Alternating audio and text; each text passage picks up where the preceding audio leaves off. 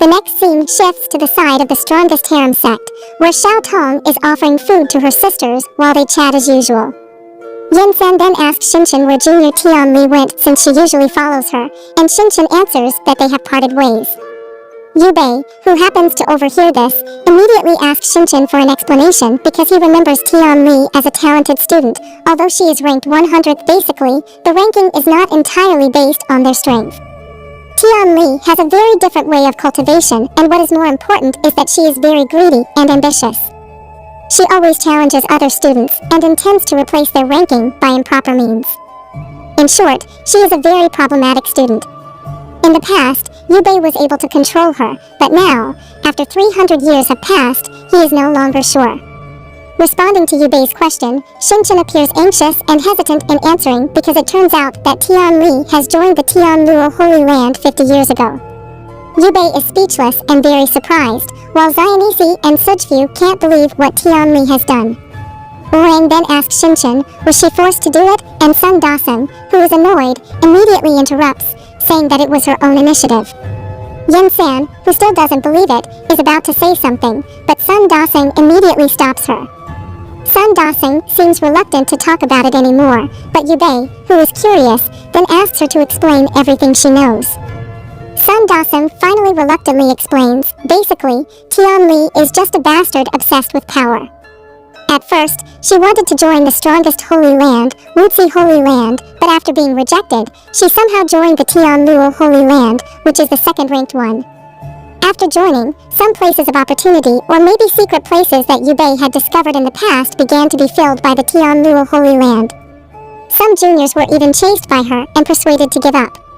Daku words? Do you think all of this is a coincidence? I don't believe it, says Sun Daseng, looking very angry. Everyone is silent because they feel the same way, and Yubei even shows his deep anger.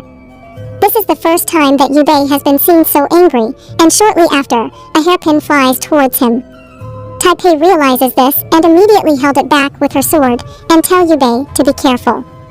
However, the hairpin did not stop, and Taipei was surprised that a single peacock feather could be so strong. Sun Daseng and Orang immediately came to help Taipei, but even the three of them were not enough to stop it. The destructive power of the peacock feather was truly strong, and they were all thrown away. The peacock feather then continued to fly towards Yubei, but he caught it easily. Yubei immediately realized that it was thrown directly by the highest emperor of the Holy Land Xingyao, which means that the hairpin was not really aimed at the fire emperor. Yubei became even angrier because of this. Coincidentally, his new sandbag also appeared in front of Yuang's tomb, containing 20 Holy Land Emperor and Semi-Emperor level experts from Xingyao. They looked very confident, believing that their highest emperor's attack would surely kill the leader of their enemy. Well, they were just clowns in the end. Yubei and his disciples then quickly went out to confront them, and the fight ended quickly. The Xingyao Holy Land people were completely defeated, and Yubei only left one person to mock the highest emperor. Go back and tell your holy teacher that if you want to be my enemy, come and face me directly. Don't just attack from afar like a coward, said Yubei, who then threw the person away. Sun Daseng then asked why they didn't follow them and take advantage of the situation to attack, but Yubei asked her to calm down. He stressed that the Xingyao Holy Land teacher could not be underestimated, especially since there were rumors of an emperor hiding there. So don't act rashly. For now, they won't dare to launch another attack because they have already suffered a great loss. It's better for us to go to the extraterritorial battlefield to find the person first, said Yubei. He chose only 3 people to go with him, Taipei, Sun Daseng, and Orang. Yubei chose to bring only a few people because the battlefield was very dangerous.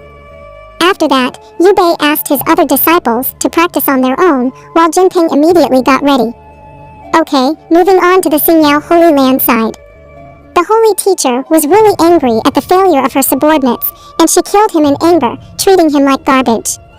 She wanted to take revenge on Yubei as soon as possible, but on the other hand, she was also worried that the ancestors would appear if she gathered her forces again. So she decided to let Yubei go first and went to sleep. However, suddenly a voice message appeared from the body of her subordinate, saying that the Xingyao soldiers who died had not been buried. Upon hearing this, the holy teacher, who was really angry, was determined to take revenge for the humiliation she received. Right after that, the spirit of her ancestor appeared and asked why it was very noisy outside. The holy teacher immediately saluted and explained that there was only a crazy person outside using sound transmission to provoke others. The holy teacher then apologized for her inability and even willing to be punished with the death penalty. Responding to it, the ancestor laughed and then asked her to just look in the mirror. Quickly, the holy teacher closed her eyes because she was afraid of herself. Ha ha ha, of course, I know you have a phobia of mirrors. I was just testing you, good holy madam. The ancestor disappeared. After that, the holy teacher opened her eyes, feeling relieved, and started looking at the mirror normally again. She felt happy to be treated kindly by her ancestor and didn't know what actually happened because it would be ridiculous if she actually liked the ancestor's spirit. Time passed quickly since Yebei's departure, and they finally arrived at the battlefield. At the border area, a soldier holding a spear was seen stopping them because flying in the entrance of the battlefield was prohibited. The guard then threatened Jinping if she didn't want to get down quickly, and Sun Da-sing immediately beat him with her stick. Sun Da-sing laughed and said that in our clan, big fists are the rules. Another guard then came and they immediately saluted Sun Da-sing and apologized for the previous guard's behavior. Sun Da-sing then ordered them to gather quickly, and the guards immediately called their colleagues to obey the command. Long story short, everyone had gathered afterwards, and they all immediately recognized Sun Da-sing. Sun Da-sing then asked Yebei and the others to come down and declared that the situation was safe. Jinping followed her and immediately got down. Everyone was surprised because it turned out that Sun Da-sing teacher, who stood among two human emperors, was just an ordinary-looking young man. From his appearance, the battlefield guard seemed to be of the same race as Sun Da-sing because they had the same pointed ears. Whatever it was, an old lady then approached Sun Da-sing and informed her that there were some men dressed in black who claimed to be from the demon sect Yi and had sent a message to meet her. Sun Da-sing was surprised because it was the first time she heard of the sect, but nonetheless she decided to let them come. The old lady immediately informed the people of the Devil Yi sect and they came, immediately kneeling and calling Sun Da-sing madam. Orang, confused, asked if they knew each other, but one of the Devil Yi sect members paid respect to Orang and Tai Bai, recognizing them at first sight. This made Tai Bai, Sun Da-sing, and Orang confused as they did not know them. Shortly after, Yebei arrived and told them that based on their name, they might be related to him. Yebei asked them to stand up and explained, which surprised the people of the Devil Yi sect. They asked, "Who is this lord?" Although they remembered the founder of the sect saying that their ancestor would not die and would appear before them one day. The founder also reminded them to always remember his name, which was Yebei. Knowing this, the people of the Devil Yi sect immediately knelt and paid their respects to their ancestor, Yebei. Yebei was confused when he was called an ancestor, but he realized something and asked if their leader was named Luo Shuixiang. Someone answered that it was true, and Yebei asked them to stand up and tell him what they wanted. One of the Devil Yi sect members answered that the previous sect leader had given Yebei's portrait when he entered the battlefield 10 years ago and gave him 2 small jade stones as a memento from the founder. Yebei immediately checked the jade stones and found a map with a red dot inside, realizing that it might be the place where his disciples had been seeking opportunities for the past 10 years. One of the Devil Yi sect members asked him what he would do next, and Yebei replied that he wanted to find the leader of the Devil Yi sect and ordered them to find the secret of the Holy Land Xingyao wherever it might be. The people of the Devil Yi sect immediately knelt and accepted the order, then hurriedly left. Afterwards, Yebei reminded his 3 disciples that the battlefield was very dangerous and asked them to be careful. Sun Da-sing immediately looked at Orang as she was the one who might cause trouble. Yebei then asked everyone to leave. By the way, Jinping did not join them as she had to return to where Emperor Gamu was. Okay, they walked into the battlefield, but Yebei suddenly disappeared. Sun Da-sing noticed it and seemed confused. It turned out that Yebei was stuck behind them because of a barrier. To be more precise, it was a land boundary that only allowed someone at the level of a Saint King or higher to enter. Yebei then immediately meditated and took out the demon inscription stone that had been soaked in Wadasai water. Yebei successfully broke through to the Saint King level very quickly because he was already at the peak of the Saint Realm before. He then entered the battlefield, and suddenly a beam of light enveloped everyone's body.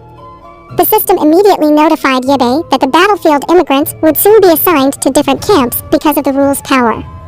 In the battlefield, there was a point system that could be increased by killing an opponent. these points could be exchanged for a probe and a flash. Basically, it was still unknown. So, everyone would soon be sent to a specific base, meaning they would soon be separated. Yebe then immediately reminded them to gather at the marked point on the Jade map, and everyone scattered afterward because of the absolute power of the system. Yebe was then sent to a place with a tent nearby called the Wolf Tent. That would be Yebe's base camp or his team on the battlefield. A golden armored person then came out of the tent while Yebe immediately received battle points as soon as he landed. It might be calculated from his spiritual strength, and Yebe had 300,000 of them. On the other side, a golden armored person approached Yebe and stretched out his hand.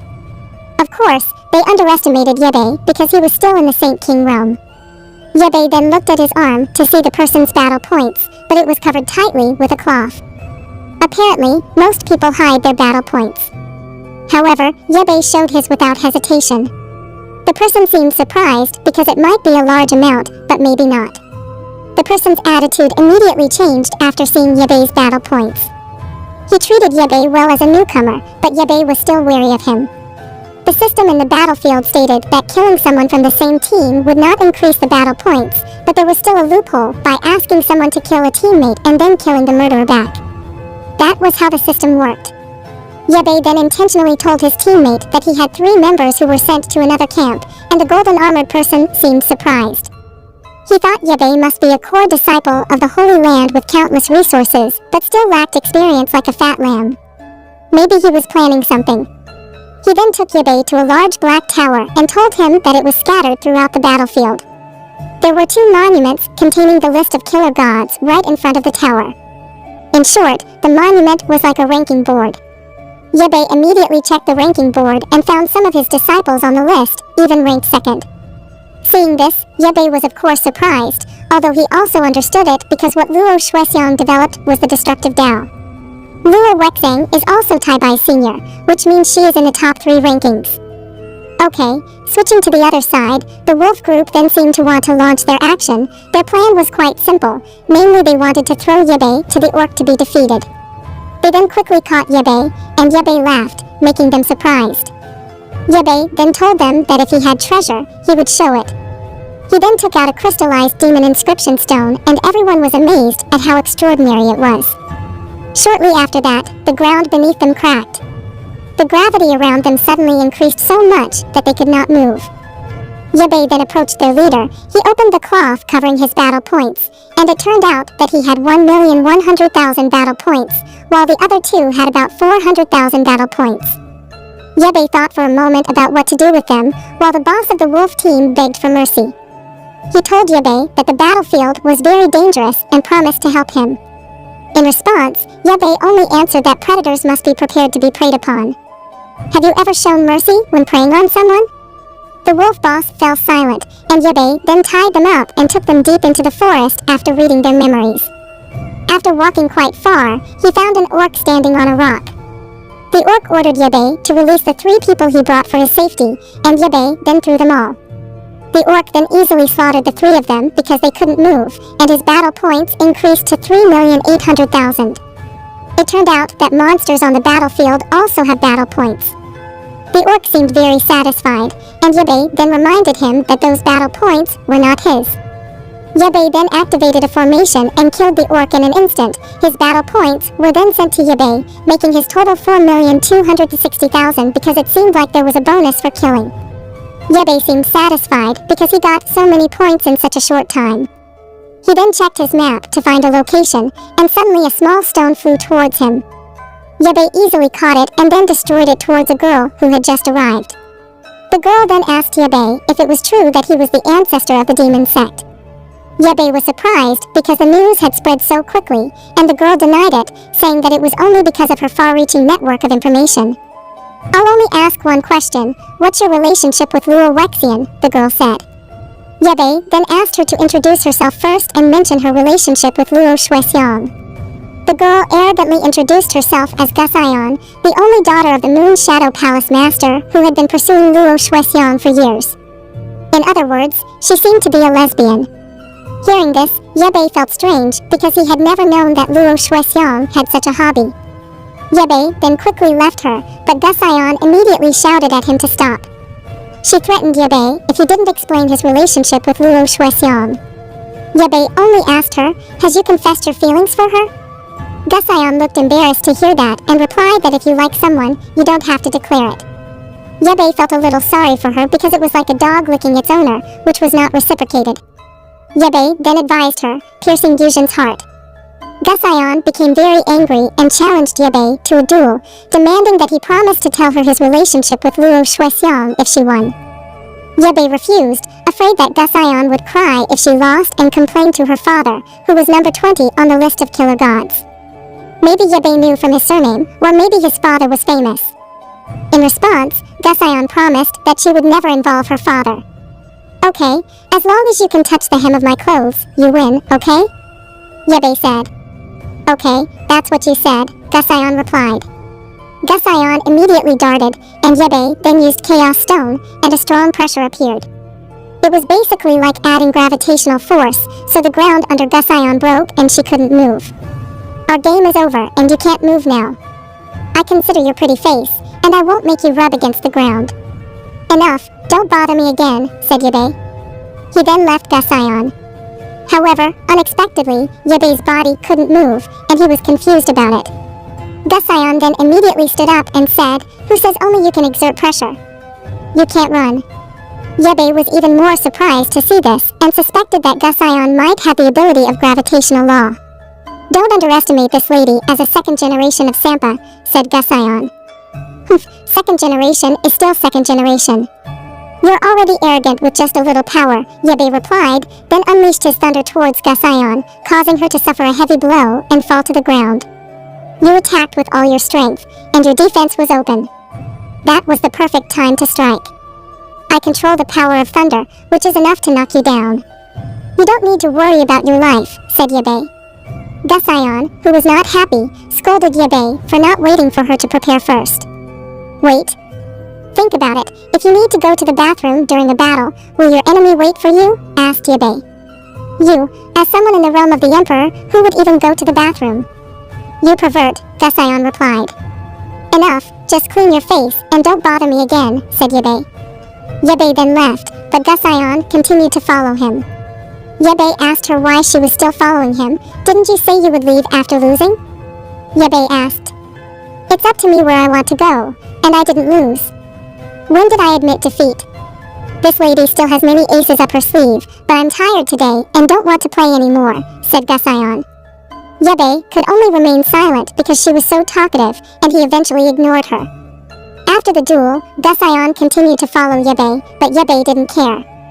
Along the way, Gusion kept asking Yabe about Luo Shuexiang, but Yabe ignored her.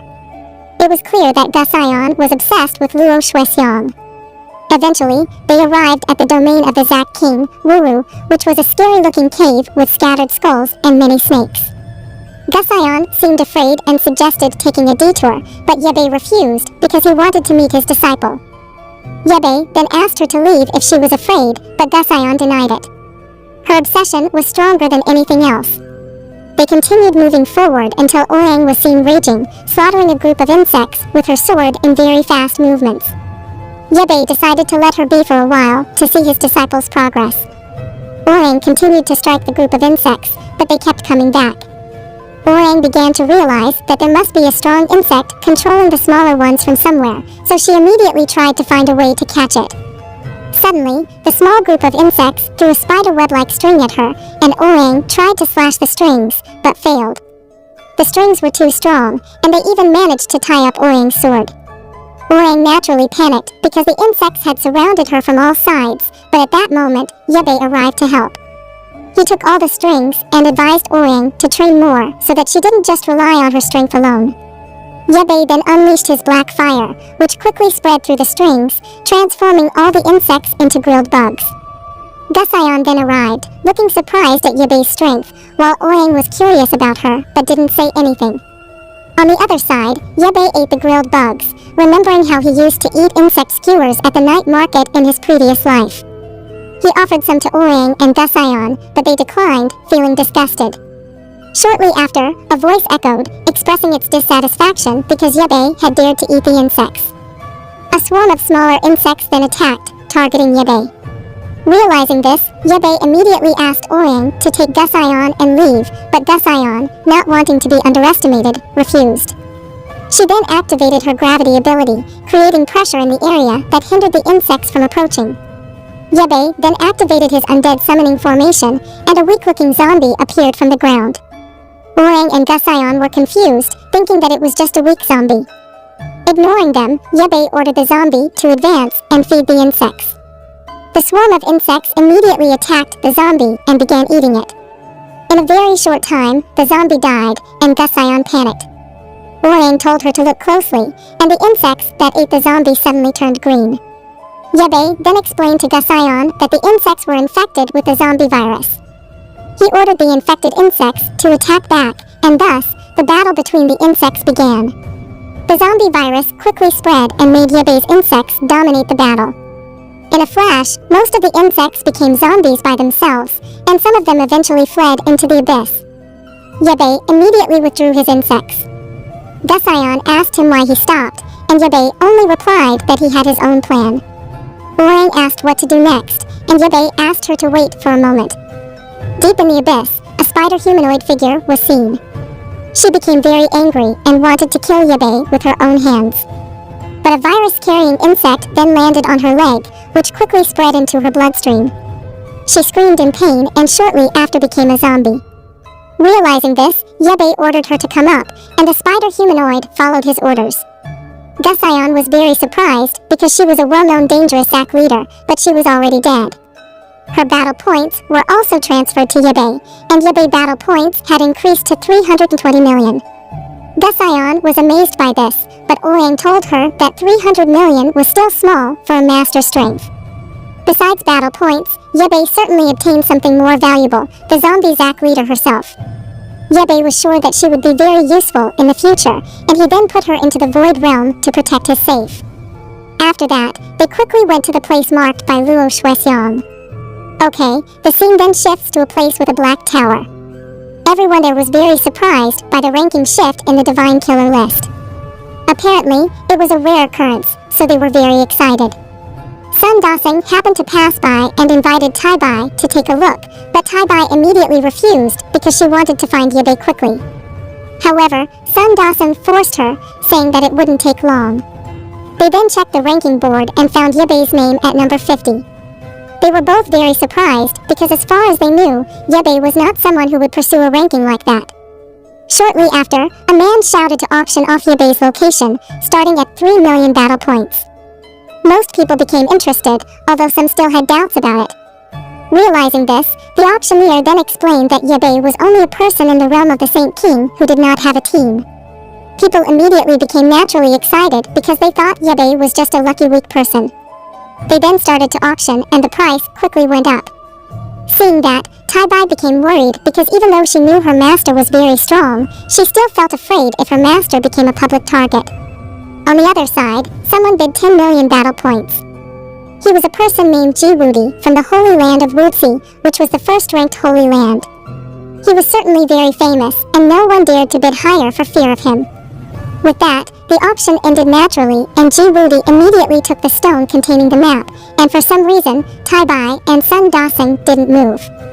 Ji Wudi then immediately checked the stone, and it was true that there was a red dot inside, which was likely Yebe's location. Okay, the scene then shifted to Yebe's side, who was already close enough to the first red dot on the map. Right in front of him were 3 white pagodas that looked very mysterious. Orang suspected that the pagodas were the place used by her sister for cultivation because she had heard that they were indeed looking for a place with the highest risk factor. Basically, the 3 pagodas looked so mysterious that ordinary people did not dare to approach them. In other words, it was like a forbidden place. Yebe then wanted to check it out directly, but suddenly someone came very conspicuously. That person was none other than Ji Wudi, who looked very pleased because he had found 300 million battle points. He then asked Yebe to just surrender, and Yebe immediately realized his strong intention to kill him. Shortly after that, Gusion came, but she was left behind because Yebe and Orang were very fast. Seeing her, Ji Wudi felt very happy because he had found 2 birds with 1 stone. On the other hand, Gusion also knew Ji Wudi, and she immediately challenged him for daring to be arrogant and causing trouble on the battlefield. Responding to her, Ji-Woody just laughed and really underestimated her. He then immediately hit the ground very hard, causing the ground around him to crack with just one punch. Gusion lost her balance, while Ji-Woody then immediately attacked Yabe, and the power emanating from him was extremely strong. Orang then warned her master that the attack could not be stopped, and Yabe immediately pushed her away. Orang was very surprised and panicked because of this, while Ji-Woody was now very close. "Don't you want your disciple to die with you?" "I'm so touched that I'm crying," he said. "Is that so?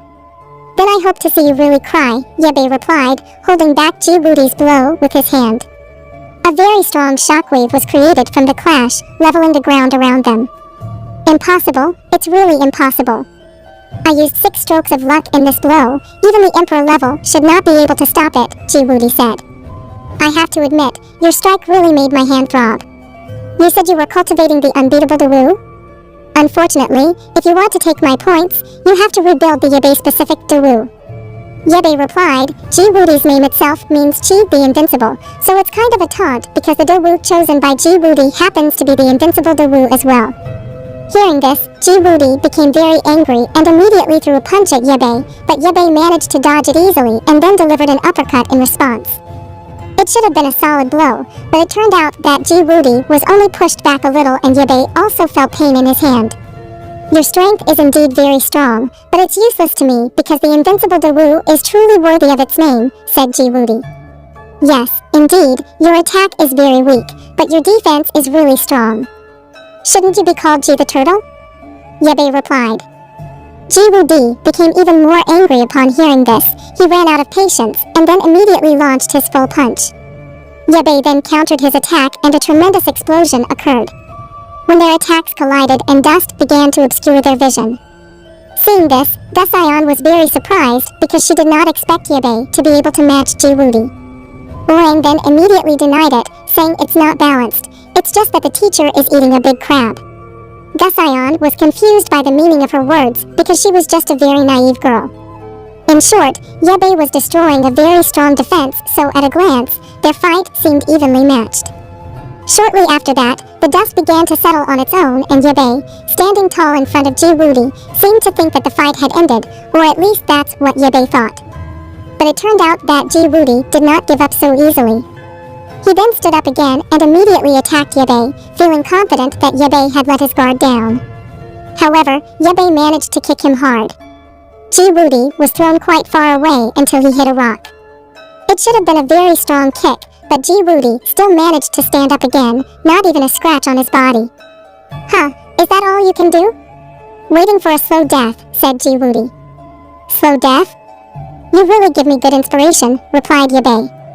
Yabe then released a large number of insects from the Void Realm. "Just these insects?" "I am truly flattered," said Ji-Woody, who then roared and attacked the insects. "Alright, when you kill 10, the Zack King can produce 100 and that should be enough for you to play with for a year without getting tired. I still have work to do, so I won't accompany you," said Yabe. Ji-Woody immediately tried to stop it, but countless insects blocked his way. Apparently, he could only fight them with his fists, and so he was helpless against the insects. On the other hand, Yabe, who was bored playing with him, immediately invited Orang and Gusion to leave him slowly dying. 2 hours quickly passed, and they finally arrived at the location shown on the map. Actually, there were several red dots on the map, and this location was probably the biggest red dot.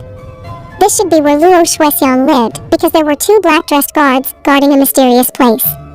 The 2 girls then asked Yabe and the others about their purpose for coming. The 2 girls also immediately recognized Gusion as a dog looking for her master. They looked pitiful towards her, who had tried so hard, and upon hearing that, Gusion became very angry.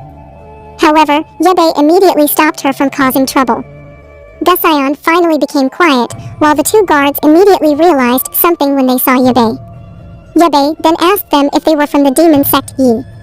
The 2 guards immediately knelt down and paid their respects to their ancestors. Yabe then asked them to stand up and told them that if he wanted to meet Luo Shuexiang, the girls informed Yabe that the mysterious gate in front was where the sect master was located, but the required battle points to enter were not a small amount. Yabe then asked Orang to stay first because he wanted to go in quickly, and Orang agreed. Yebei then immediately went inside, and Gusion followed him. However, she was stopped by a gatekeeper because she did not meet the entrance requirement of 10 million battle points. After exploring the battlefield for quite some time, Yebei finally found Luo Shuexiang's location. He immediately went inside, while Gusion, who could not enter, became upset with herself. She did not accept it because she had heard before that Luo Shuexiang had brought many people inside.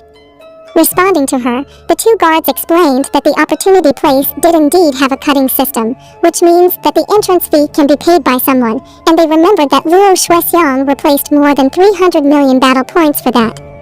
Okay, the scene then shifted to Yebei inside the opportunity place. It was like a tower with several floors, and Yebei kept going up until he finally found a door. Yebei then immediately went inside and found a strange statue that emitted a mysterious aura.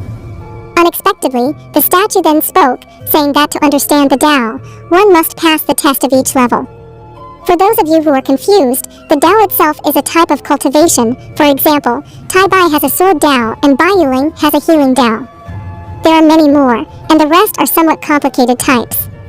Back to the story, Yebei without hesitation touched the statue and asked it to open the way to the second floor. The statue asked Yebei to stop his action as it wanted to give a further explanation, but Yebei lifted the statue as he talked too much. After that, the stairs to the second floor appeared, and Yebei immediately climbed up. Upon reaching the second floor, he found 5 girls meditating. "Are you the only 5 here?" Yebei asked, which made the 5 girls very surprised to hear a very familiar voice. As it turned out, they were Yebei's disciples. They were initially afraid if it was just an illusion, but on the other hand, they also felt that destiny brought their teacher to come to save their older sister's crisis. Upon hearing this, Yebei immediately panicked and asked his disciples to explain the situation. A few minutes passed, and they explained that there was a time law in the tower with different flow rates on each floor. On the first floor, 1 day equals 2 days inside. On the second floor, 1 day equals 5 days inside, and so on. The ratio keeps increasing until it reaches the peak on the 9th floor, which is 1 to 2,000. To master the time law, Luo Shuexiang decided to test the 9th floor, the time tower, with a ratio of 1 to 2,000. However, to complete the 8th floor, Luo Shuexiang needed 20 years in the outside world, equivalent to 1,000 years inside the tower. That was the real problem, because even though there was a time difference, the time used was still the time inside the tower. It means that if someone spent 1,000 years, their lifespan would also decrease by 1,000 years. Indeed, a cultivator has a long lifespan, but it still doesn't mean anything if they are imprisoned in the time tower. At least, a semi-emperor has a lifespan of 3,000 years, while an emperor cultivator has a lifespan of up to 10,000 years. The biggest problem this time was that Luo Shuexiang had spent more than 4 years in the outside world on the 9th floor, equivalent to 8,000 years inside the time tower. It means that adding to the time he spent on the 8th floor, he only had 1,000 years of life left. Of course, the junior cultivators wanted to save their older sister because of this, but they couldn't even break through the next floor in the last 10 years. That was the situation, and that was why they were meditating on the second floor, to increase their abilities. Realizing the situation, Yebei asked his 5 disciples to continue meditating while he rushed to save his foolish disciple. In short, time passed quickly, and Yebei finally arrived on the 8th floor, where a sword knight was waiting for him, who was none other than the floor guardian. The floor guardian warned Yebei that he would kill anyone who tried to break through, but Yebei, who had run out of patience, immediately threw him away. The floor guard was thrown and hit the ground hard. Yebei then drew his sword and beheaded the floor guard in one swift motion. Afterward, Yebei proceeded to the 9th floor, which was a large and beautiful garden. He quickly looked around and found a stone with the words, "Defeat the inner demon," inscribed on it. Soon after, a dark and terrifying aura emanated from the ground, and a huge snake appeared. Between its eyes was a crystal that held the body of a girl, Luo Shuexiang. How dare a participant disrupt the time tower exam? Fortunately, the Emperor Realm Cultivator is about to die and will become my food, and you who came to the door are good enough to be my snack, said the snake. You're just a bed worm borrowing the power of time law, and yet so arrogant, replied Yebei. And you're just a Saint Realm Cultivator. I'll use you as a toothbrush, the snake hissed and attacked Yebei by opening its mouth wide. Using the power of the Saint Realm to kill you? This sword is more than enough, said Yebei, who then cut off the snake's head with his fiery sword.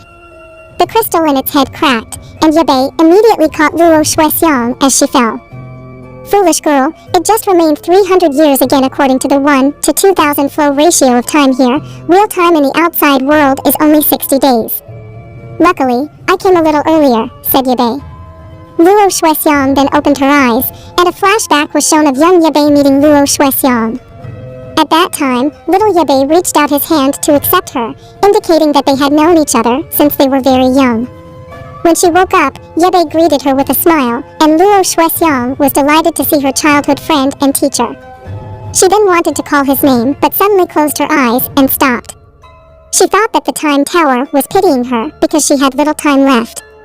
Yebei looked confused by her words, and he immediately apologized for being late, but Luo Shuexiang activated a formation on his chest.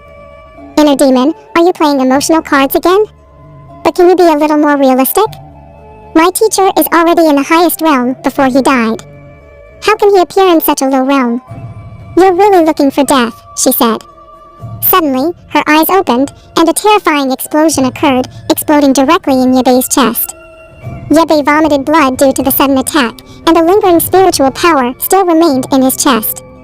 That damn girl, she sees me as an inner demon. Yebei quickly realized his situation and immediately pulled out his trusted whip, hoping that Luo Shuexiang would understand. However, it did not work at all. The aura emanating from Luo Shuexiang's body only grew stronger, and she immediately lunged forward, her hands wrapped in a terrifying destructive aura. Yebei swung his whip in an attempt to stop her, creating an incredible shockwave when they collided. Yebei was thrown backwards due to Luo Shuexiang's incredibly high destructive power. In this state, Yebei could have died in an instant if he had let his guard down, but for some reason, Luo Shuexiang suddenly became very gloomy. She then placed her hands on Yebei's shoulders, while looking down with a sad expression. Seeing her like that, Yebei felt that he could not say anything more, and unexpectedly, Luo Shuexiang then kissed Yebei. Afterwards, Luo Shuexiang cried, realizing that she still saw Yebei as nothing more than an inner demon, but she still wanted to treat him as her teacher. Yebei could only remain silent, not knowing what to say. Luo Shuexiang then poured out her heart, feeling very useless, and wanted to pass through the time tower just to save Yebei from death. In the past 9 years, she had missed her teacher so much, and just wanted to spend happy days with him again. She remembered when her teacher patiently taught her how to cook, even though she always failed, and she remembered all the fun things. And Yebei, Luo Shuexiang may be with you in a few days.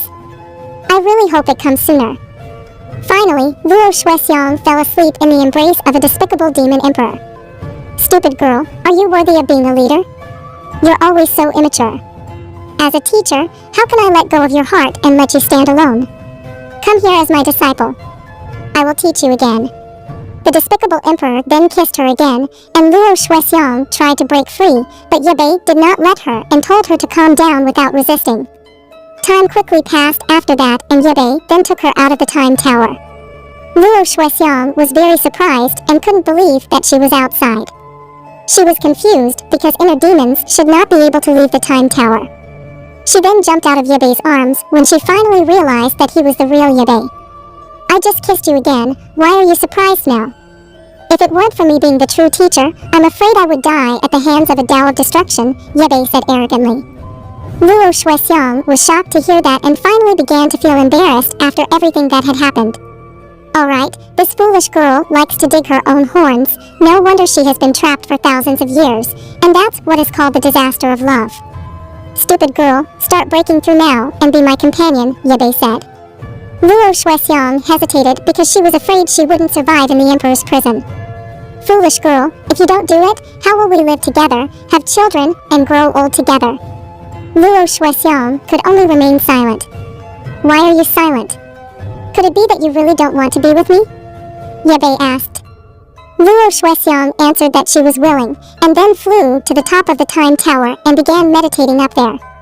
Okay, before accompanying that jerk Yebei, Luo Shuexiang tried to break through to the advanced level of the emperor's realm to extend her lifespan.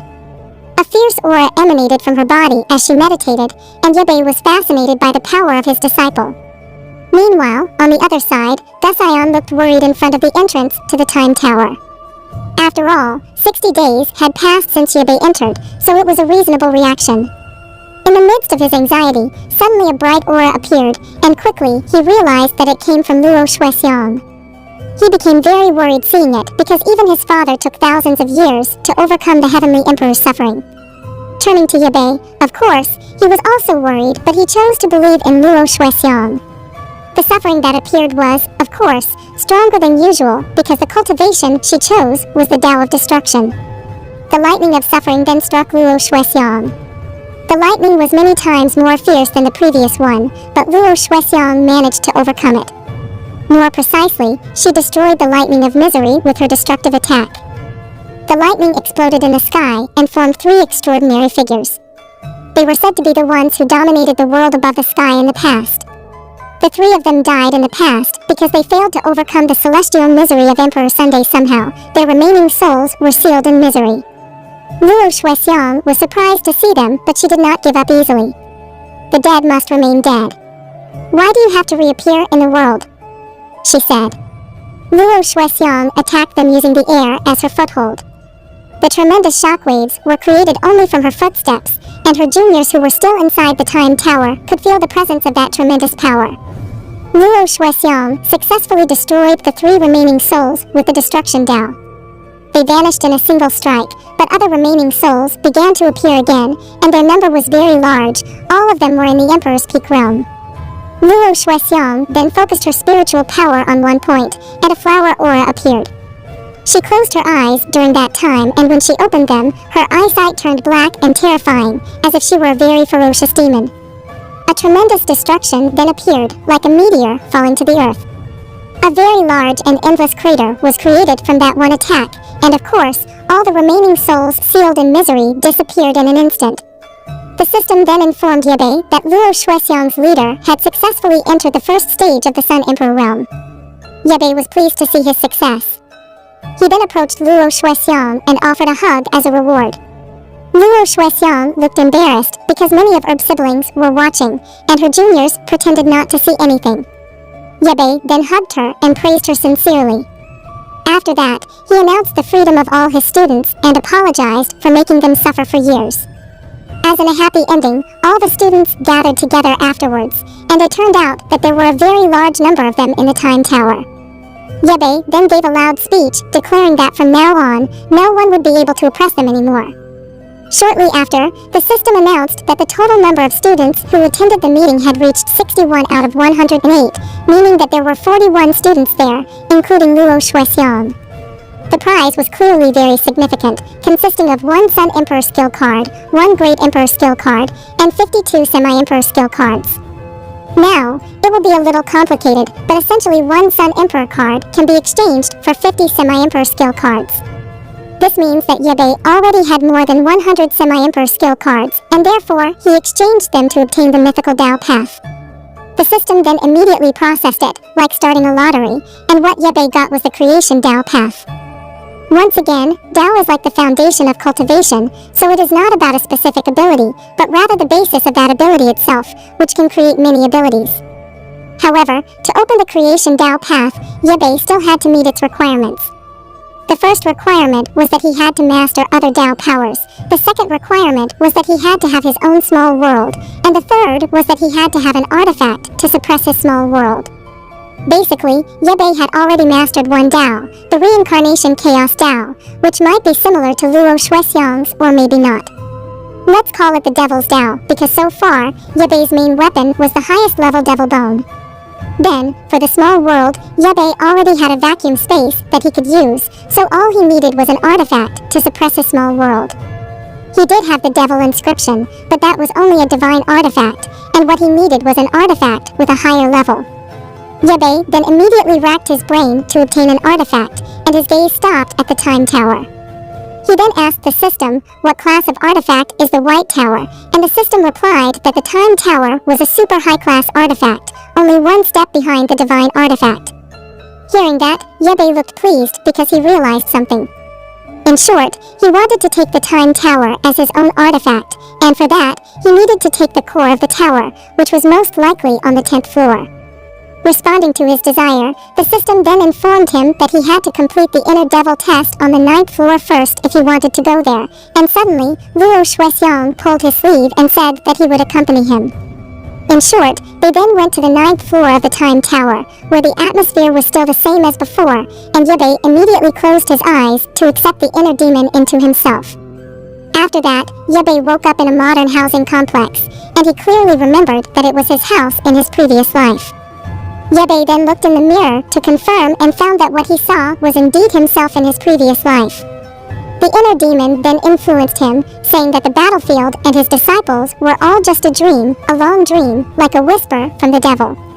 However, it did not affect Yebei, as he knew that everything he saw was false, especially since the city where he used to live was polluted, unlike what he saw now. Yebei became very sure that everything was just falsehood, and his awareness began to fade away on its own. The next time Yebei opened his eyes, he was back to his usual self. It was just an illusion test, and of course, someone who couldn't move on from the past would be trapped there, but it didn't work on Yebei, who was already living happily in his new world. Yebei eventually woke up and saw Luo Shuexiang sleeping soundly below him. Seeing her like that, Yebei just let her be, because he knew that Luo Shuexiang must have been very tired. 2 days quickly passed and Luo Shuexiang finally woke up. During that time, Yebei did not move at all, and he immediately greeted her with a smile. On the other hand, Luo Shuexiang also seemed happy to see Yebei was okay. She immediately apologized for falling asleep, and Yebei asked her not to worry, saying that he had only arrived a few minutes ago. Apparently, this jerk knows how to lie properly. But it was not entirely true. After that, he actually teased Luo Shuexiang, saying that she even drooled after sleeping for 2 days, and Luo Shuexiang's face turned red with embarrassment. Anyway, Yebei immediately patted her head to calm her down and said that she could go back now because Yebei wanted to go to the 10th floor alone. So Yebei immediately rushed off while Luo Shuexiang stayed behind. Upon reaching the 10th floor, the only thing that Yebei saw was darkness. It was even very difficult to see his own fingers. In the center of the room, there was a circle of light with a tower in the middle. Yebei was quite sure that it was the core of the tower, and he immediately approached it. He then tried to touch the circle of light, and suddenly his hand shriveled as if his age had been consumed. It then continued to spread throughout his body. Even half of his hair turned white very quickly, followed by wrinkles on half of his face. Without a doubt, that was a Time Law Empire artifact. Yebei immediately took out the crystal inscription stone and activated the highest bone devil. He then put the crystal stone into the Time Tower circle, intending to absorb the power within it. If successful, the two artifacts would become one, but if failed, the crystal stone would surely shatter. Basically, it was just an experiment, and the result was a total failure, because the level of the Time Tower artifact was much higher, and the stone shattered into pieces. Yebei was quite devastated by it. Yebei then tried another method by using the shattered devil stone as a strengthening material for the Time Tower artifact. Essentially, it was a combination, but not an equal one this time. Yebei started to unite the shattered pieces, and it worked, although the strengthening was not perfect due to the rejection reaction of the Time Tower. Yebei ran out of ideas and finally chose the only last option. He took the Time Tower artifact and then put it inside himself. Of course, the Time Tower artifact put up a strong resistance, but Yebei managed to put it in the end. Yebei then shifted his consciousness to his body, and the real bone devil body appeared, immediately suppressing the Time Tower artifact. It was like the Kyuubi figure in Naruto's body. It was like Yebei's pet that was very tame and helped him purify the Time Tower artifact. It was like taming, because the Time Tower was still very ferocious. At least it would take 180 years for a normal person to do it, and that was only at the initial purification stage. Of course, that was very long, but with the help of the highest bone devil's full power, the time required could be reduced to just 8 months because of its strong devouring ability. That was all about time before it could be used. Yebei then immediately returned to his senses and descended to the 9th floor. It turned out that Luo Shuexiang was still waiting there, and seeing Yebei, he was naturally very surprised. Yebei then pretended to be an old man attacked by the Time Tower, and Luo Shuexiang immediately hugged him very anxiously. She was just afraid of losing Yebei. She was even willing to die with a jerk. "Silly girl, in the future, don't talk about dying together anymore," Yebei said, and then took out a bottle of magical pills with a silly expression on his face.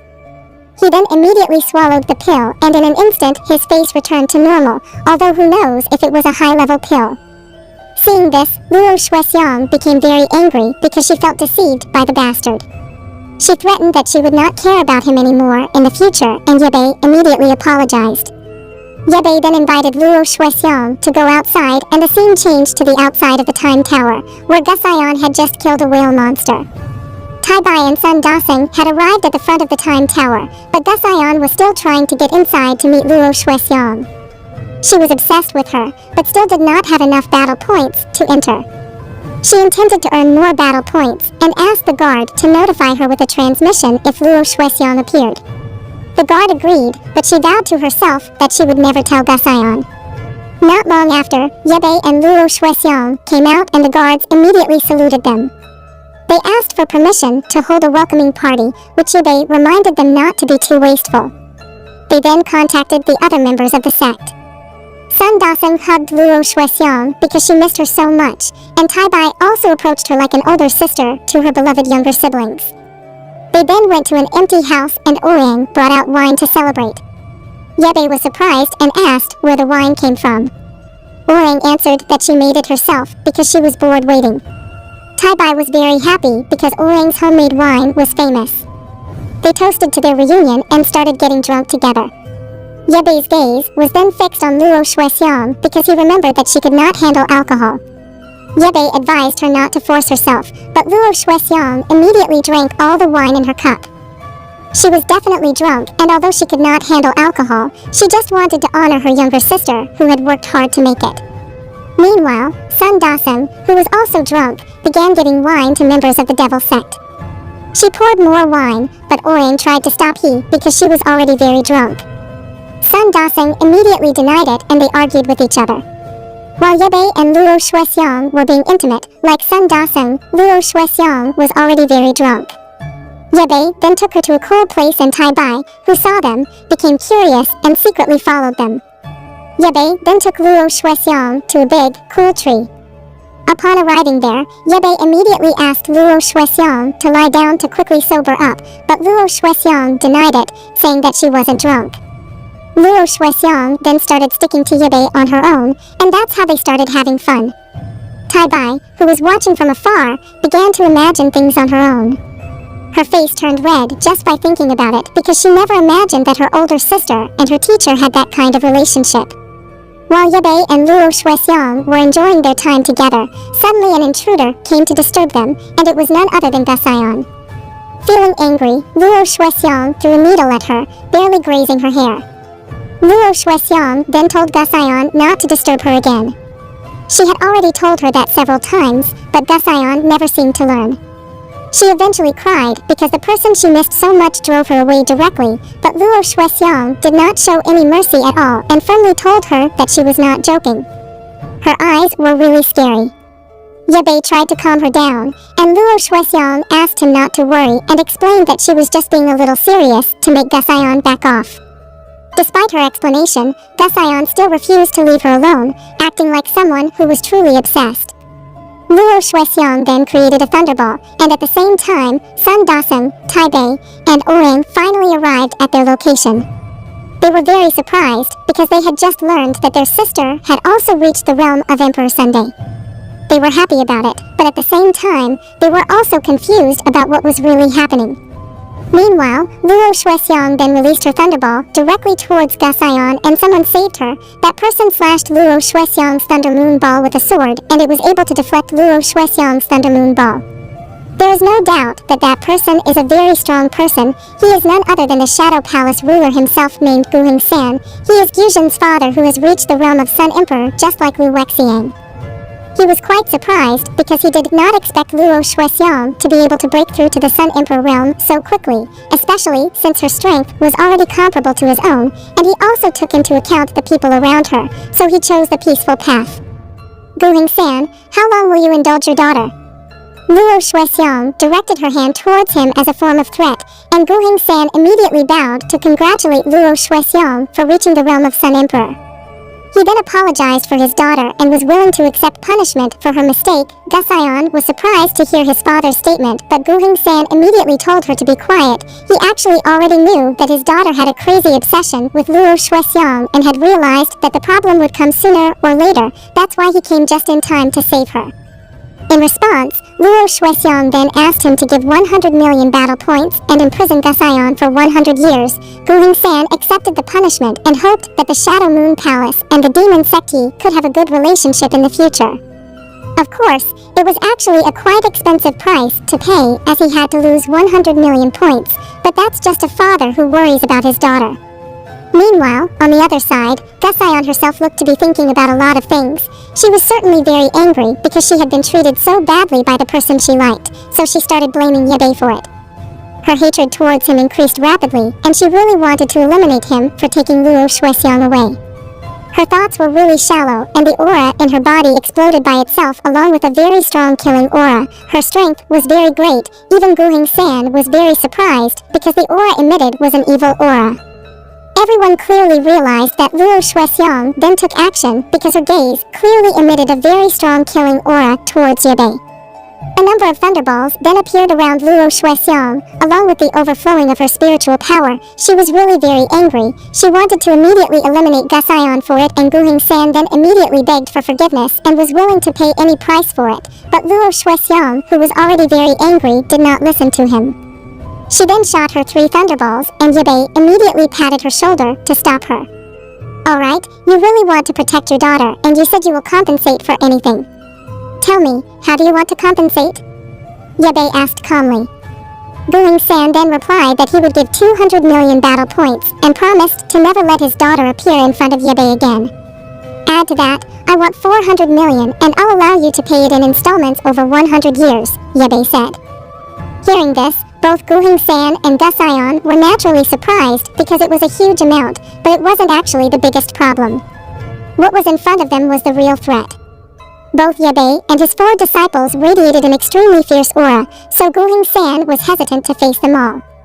He was in a difficult situation, and Gusion seemed to want to say something, but Guhing-san immediately slapped her.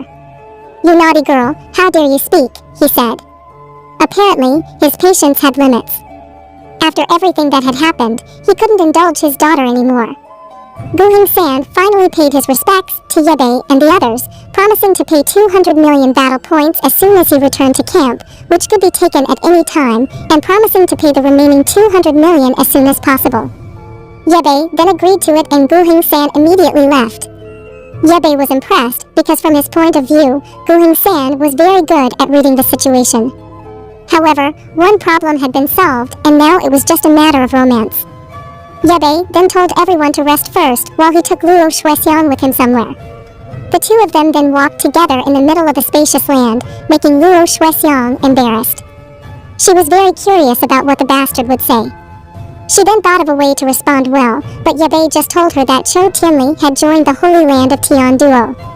Hearing this, Luo Shuexiang was naturally very surprised, although she had already realized signs of her betrayal. Anyway, there were still more than 3 months before the Killer God List reward was released, so they would wait for the reward first before leaving. Besides, it was already settled, so it wouldn't matter if they were 2 days late. You foolish girl, everything is fine, but there are some things that cannot be seen, Yabe said, though she didn't know what he meant. Perhaps Tianli had a close relationship with Luo Shuexiang, so he just wanted to calm her down. Whatever this bastard wants to take advantage of the opportunity, but suddenly someone disturbed him again, and he was none other than Ji Wudi. Unexpectedly, he could still survive even though 60 days had passed. Proudly, he declared that if he was not defeated, your insects won't be able to kill me, and I will never give up, because I am unbeatable. Ji Wudi then fell by himself. His defense was extraordinary because he could even visit Yabe after 60 days of fighting. Luo Shuexiang, who heard his words, became curious because even he had a hard time fighting King Zack. Yabe responded that it was just luck. Suddenly, a strange shadow appeared right under Ji Wudi.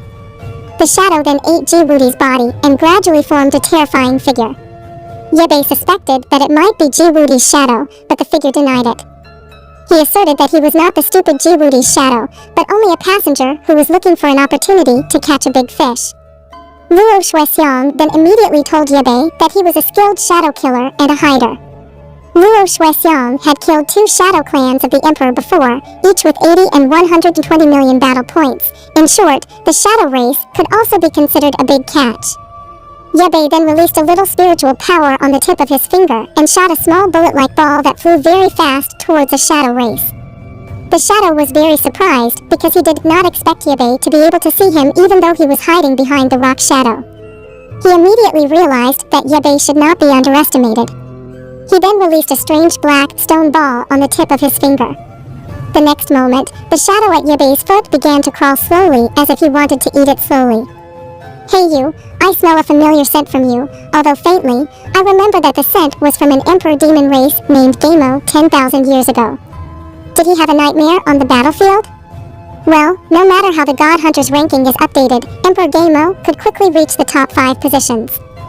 His power was very strong, but unfortunately when I gathered all the shadow races to kill him, he had already left the battlefield and never appeared again. Yebei was quite surprised that Emperor Gamo was so strong when he was young. Luo Shuexiang realized something when she heard that the demon race had once gathered his clan.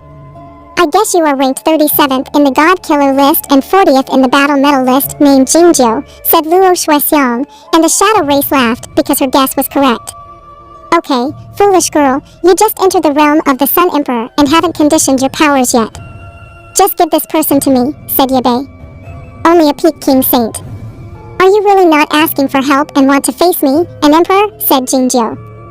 "Okay, because you look down on the realm of the king saint, I will break through." Yebei meditated for a moment and in a matter of seconds, he successfully broke through to the realm of a semi-emperor. It happened in a flash, but Jingjiu still looked down on Yebei. According to him, Yebei was just a wasted talented person because he had to meet him. Along with his words, Jingjiu then split himself into shadows, creating several copies of his body that immediately attacked Yebei simultaneously with a technique called the 9-layer killing formation. These shadows were very fast, and Yebei kicked one of them, but the others continued their attack, swarming like insects. Yebei then danced, creating a tornado that sucked all the shadows in, but it formed into one very large head. "You're just a semi-emperor, and you shouldn't be able to block 1/9 of my power, but you're really different. I have to admit you're worthy to see my true power," said Jingjiu, who then flew forward to devour Yebei, but Yebei immediately slashed him with his sword, cutting off the strange head of the shadow. However, the shadow quickly merged back together. His regeneration was incredibly fast, making it very arrogant. "Okay, because you're so foolish about my sword, I won't raise my standards with you." Yebei then activated his ability to share pupils and chose Oran's Azure Dao. Spiritual hands then appeared from behind Yebei's back, holding a sword of light. Essentially, this was similar to Zoro's Azure technique in the anime One Piece, often depicted as a powerful figure with 6 arms. On the other hand, Jingjiu, who was very close to Yebei, managed to swallow him alive shortly after activating Azure mode. He laughed, feeling as though Yebei was all talk and no action. Suddenly, his body was slashed from within, and it was clear that Yebei was the one who did it. His 6 swords brutally mutilated Jingjiu's body into small pieces, or more accurately, just his outer body. His true body was inside the strange ball, and he was shocked that Yebei was so powerful. Even his regeneration couldn't keep up with the sword's cut. Meanwhile, Yebei began to feel bored. Jingjiu immediately realized his position and fled, but Yebei struck him first, stabbing him right in the heart. "Are you wondering why your laws of space and time didn't kill me? With your inexperienced skill, you can't even pierce my highest level demon bone, or even hurt me. Like I said before, the laws of space and time are pure tyranny for you," said Yebei, burning Jingjiu with his sword. Jingjiu screamed in pain before disappearing on his own. "You are clearly a killer, but you should look straight ahead. It is your own fault for being so arrogant and complacent." "Okay, now the laws of space and time belong to me," said Yebei, then took a black ball that seemed to be an artifact. Actually, what the laws of the universe meant was still unclear because even Jingjiu was not skilled at using them. Moreover, Yebei also needed time to study them, so it was still unknown. Putting that aside, Luo Shuexiang immediately congratulated Yebei on his victory, then asked how many battle points he got. Yebei replied that it was 1.5 billion, so his battle points drastically increased to 1.8 billion. Curious, Yebe asked Luo Shuexiang about her battle points, and she said that she had 6.5 billion. It turned out that their distance was quite far, and Luo Shuexiang was not ranked 2nd but ranked 12th, meaning that she was still far from 1st place. Yebe was very curious about his current rank, but Luo Shuexiang just laughed it off and said it could only be seen on the ranking board. Yebe didn't care too much about that, though, because he had many things to take care of. He had just ascended to the realm of semi-emperors and obtained some mysterious artifacts. Yebe then asked Luo Shuexiang to return, and she simply followed.